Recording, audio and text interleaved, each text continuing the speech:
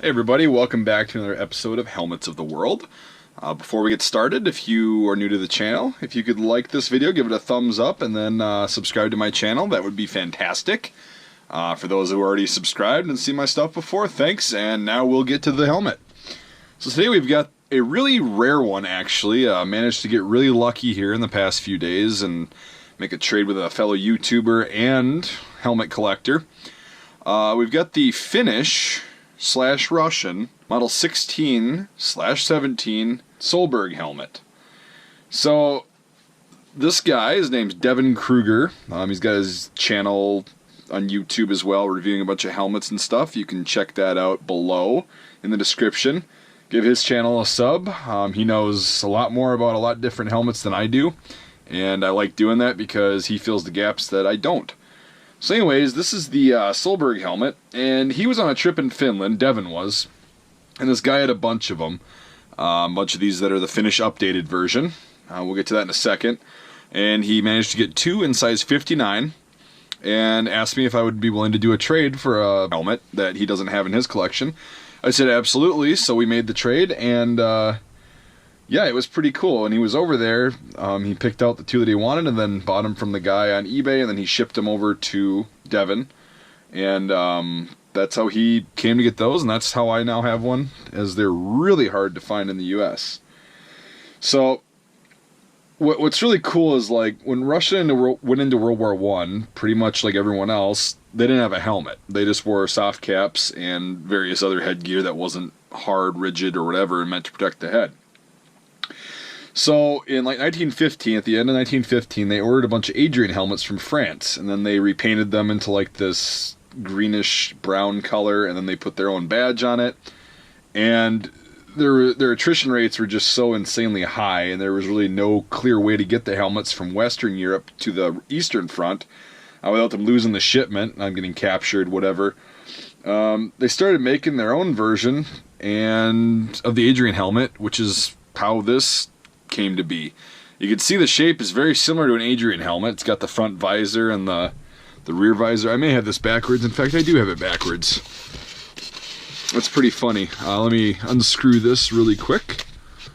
Maybe that wasn't backwards. Who knows? Anyways, we'll just set it right here for now. Kind of. Come on.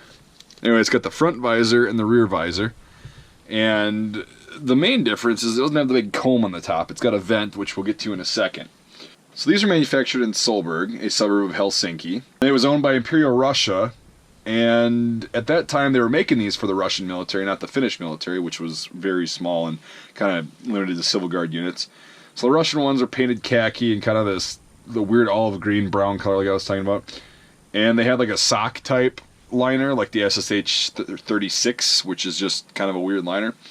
And then as soon as the Russians had their little revolution in 1917, the Finns said, well, okay, now we are officially independent from you, and we're keeping all these helmets. So they had these laying around, and there wasn't very many of them produced. They only made them for a little bit over a year, from 1916 to 17. So what the Finns did is they actually painted these black and gray and other various colors, and they put a new liner system in them, which actually is a very simple liner system. It's got the 3 pads in there. It's just a band held in there with these rivets right there. And just a simple leather chin strap with the bales right there held on by rivets as well. It's a very simple helmet. There's really not much to it. It's pretty cool. On the top of here, there's a hole. I don't know if I can get the camera to see that. Which leads to this vent. And this is a telltale way to identify these helmets, is the vent on top. That's what they look like up close. I'll try and zoom in here. Hopefully it'll focus. And these things really separate these apart. If you're looking at a blurry picture from the First World War or even interwar period, and you see a helmet that looks like an Adrian helmet without the comb on it and everything, it's probably going to be a Sohlberg helmet, which is insane. So this is what they look like. This is a Finnish liner. Like I said, the Russian ones are going to have the SSH 36 style, which is just a canvas-like sock-looking thing. But anyways, Finland used these in limited numbers. I think they were civil defense helmets a lot in the Second World War, and I don't know if any saw frontline service, like, officially, but I'm sure at least one did. These are really uncommon, and I'm really happy to have gotten this in that trade. Really want to thank Devin Kruger for this. He really appreciate this.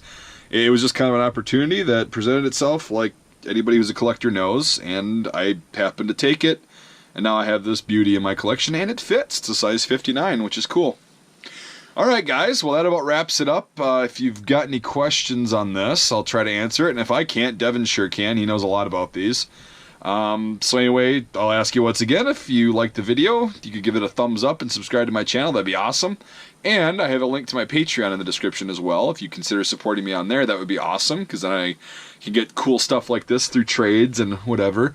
If I come across things like this, I get them and make videos of them. These are so uncommon, and I kind of want more of them now. But anyways, thanks for watching everyone, and we'll see you next time.